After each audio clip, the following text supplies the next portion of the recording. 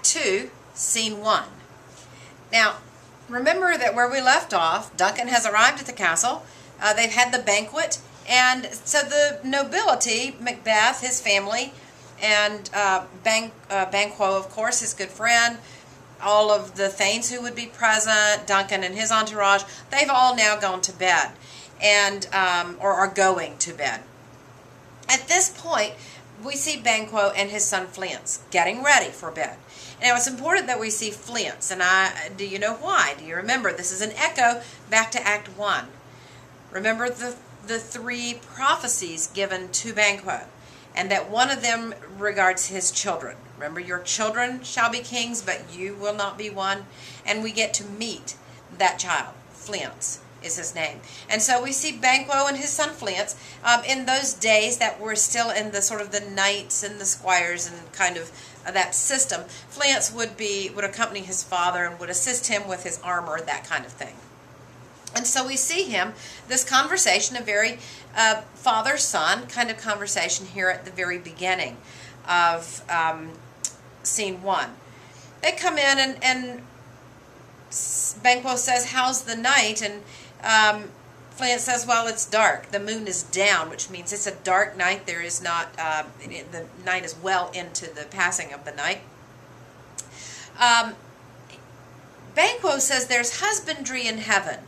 Their candles are all out." And when he says that, he's saying it is a really dark night. You can't even see the stars at such a dark night.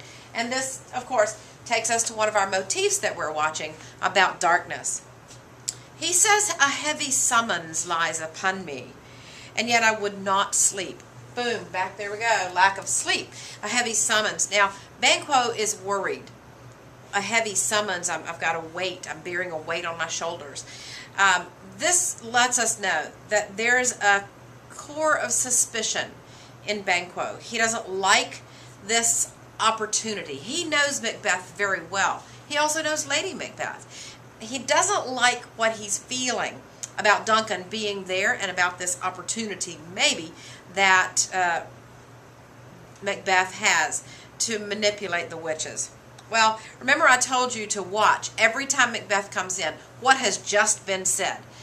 These are all key, and you need to be paying attention to that.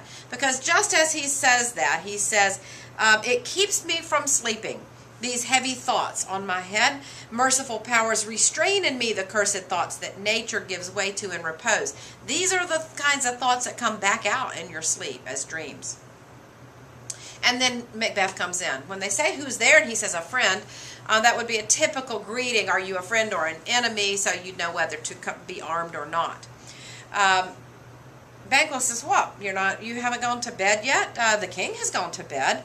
And he says, "By the way, Macbeth, the king's feeling pretty generous, isn't he? He's shown you a lot of generosity in giving you that new title, Thane of Cawdor, and your wife he gave a diamond to. So, you're in high favor with the king." Macbeth says, "Well, I humbly accept all of those things, and I would be crazy not to." Banquo now goes fishing. He's tossing out some bait, and he says to Macbeth, "Macbeth, last night I dreamt of the three weird sisters. To you they showed some truth." Now, this is an interesting thought. Because does Banquo really want to know about whether Macbeth is thinking about those? Or did he really dream about that? Probably not. I can't remember if I told you this before in a video, but it's important when he says weird sisters here that you know where this word comes from.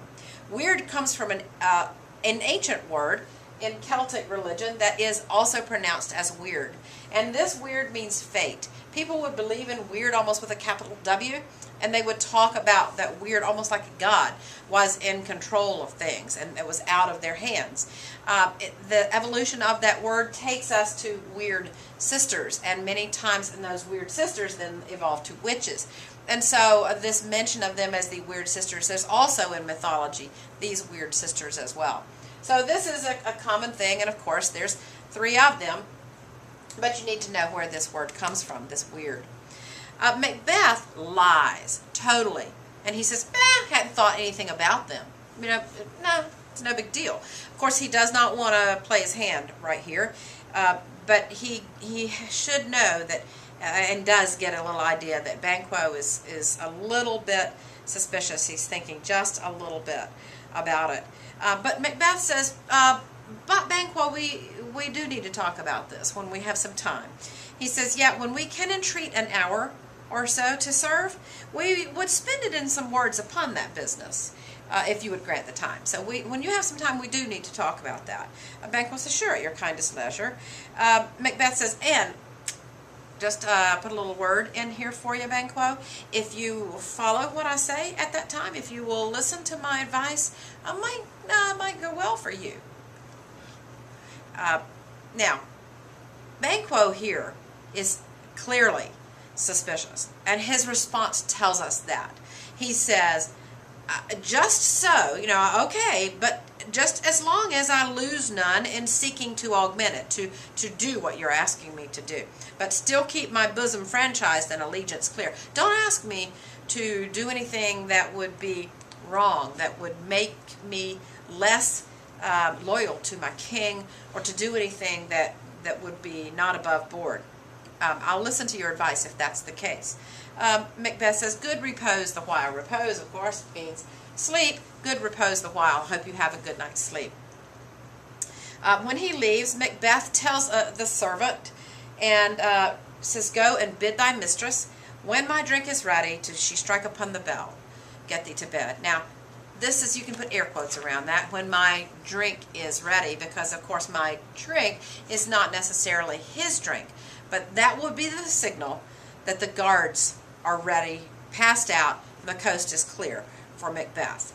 This is where I got interrupted. I've had to redo this video, but the next part 2 video will start with the hallucination of the dagger. So that's part 1 of Act 2, Scene 1.